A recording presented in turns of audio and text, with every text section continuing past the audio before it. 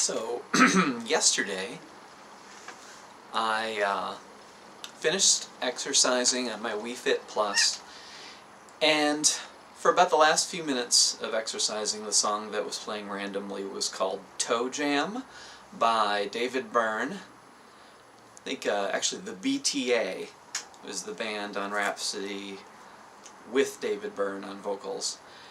And it's a great song, really fun and everything like that, but after I turned off my Wii, so to speak, and was walking back, I slammed my toe into the Wii balance board really hard. I mean, it bruised, it still is hurting today, like 24 hours later, and I thought about the different types of synchronicity. There's guiding, predictive, reflective, and there's a fourth one. It's at SynchronicityTimes.com under Four Types of Synchronicity, a little article I wrote on 9/11/01, and I thought this felt guiding and predictive. It felt like don't jam your toe.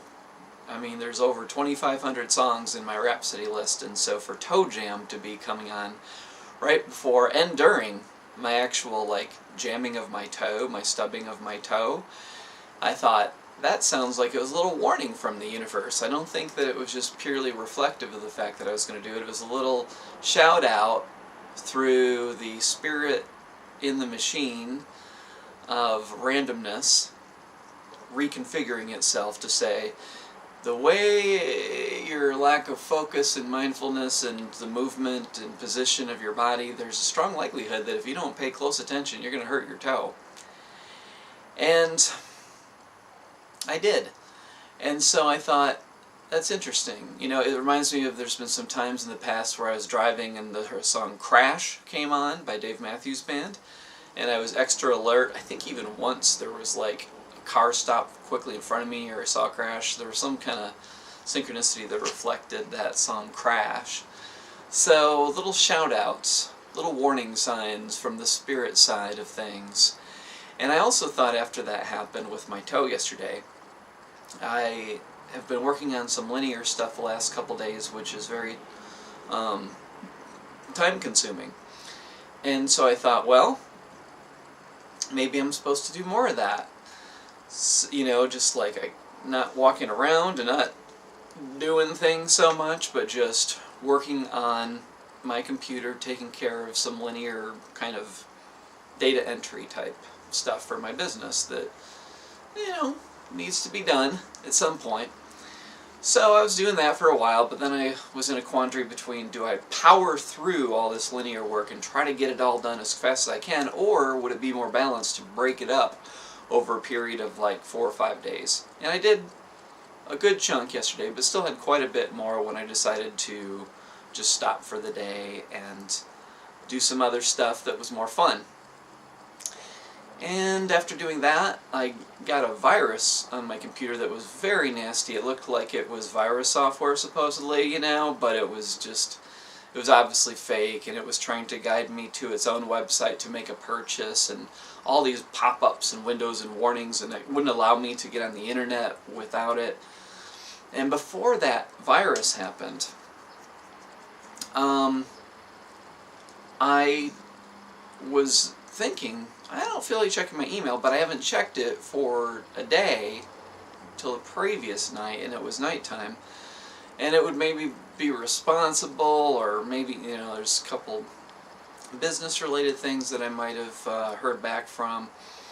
So I went ahead and did it, and that could have been a symbolism of the virus, was like, go with your instinct. If you don't feel like connecting to email, then don't, because that can be something that pulls your attention out of your own presence into the world of the others and what they're doing and just all the external stuff. And more I think I'm learning about presence in an internal, you know, way. So that could have been a symbolism of the virus. Another symbol could have been the universe reflecting like, hey, part of why you stubbed your toe was so that you would get laid up and, you know, kind of chilled out in terms of mobility so you could finish up your business stuff. And you didn't. So now you got a virus. So late last night I probably spent a couple hours or more trying to fix this virus thing, talking to the internet provider to see if they would be able to help me fix my computer, then talking to my wireless router, and each of them referring me to the other, and then finally getting referred to the dreaded computer manufacturer where there's, you know, my warranty is expired, so that didn't go anywhere. And then finally, I just decided to, I remembered that there's a thing called restore points. And so I was able to go to a restore point from a few days ago. I was really glad because when I tried to use restore points, you know, within the last year or so, there weren't any. So there was nothing to restore to, but it's generating them every few days now, it seems, at least, which is great, because I just did that and everything worked fine. I could connect to the internet again. Oh, because the virus left me without internet connection. Even after I cleared it out using Spybot or whatever, I still had, it was like impossible to connect to the internet and no one could help me with it. And that to me reflected something I've talked about in another video on here recently, which was trusting experts versus trusting myself. My inner voice told me about restore points eventually after all the experts couldn't do anything. And I thought, well, I explained to them the situation about the virus and that kind of thing. It seems like if they were experts, they could suggest, you know, have you tried a restore point? And I would have saved a couple hours. So that was another lesson in all this. And so it's like my third video in a row about challenging things happening and learning from them. And I don't, you know, I'm not asking the universe to receive continued challenges. But if I do, I'm going to continue to try to stay positive.